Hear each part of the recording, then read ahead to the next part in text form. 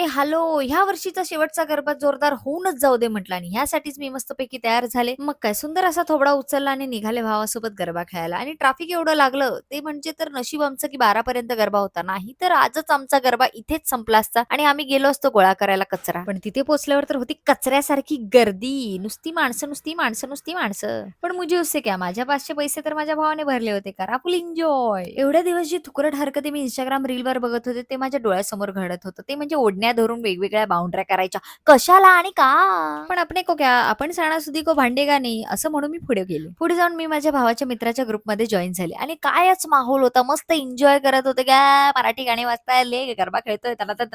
तेवढ्यातच एक बाई आली म्हणते, "आप किसके पहचान के हो? निकलो इधर से." म्हटलं, "देईन एक खावडा." माझा भाऊ बोलला, "कोण आला तर मला सांग." असं म्हणत तो बॉडीगार्ड सारखा उभा राहिला होता, कारण तसंही त्याला गरबा खेळता येत नाही. मग काय परत गरबा खेळायला मी चालू केला आणि मस्त झुमरे घुमरे करे करत करत बाजूला बघते तर मारामारी करतोय. "आपने को क्या, आपण भांडे का नाही?"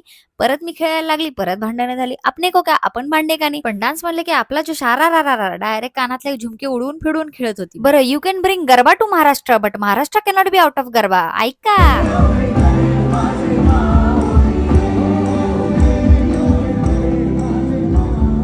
मग घामटलेल्या चेहऱ्याचा ग्लो उचलला आणि लवकर बाहेर पडलो, कारण ह्या वेळेस तर पार्किंग मध्येच ट्रॅफिक मिळेल. बरं मित्रांनो, मॉरल ऑफ द स्टोरी काय? सणासुदी को भांडणे का नाही, मस्त मैसूर डोसा खाके सो जाने का.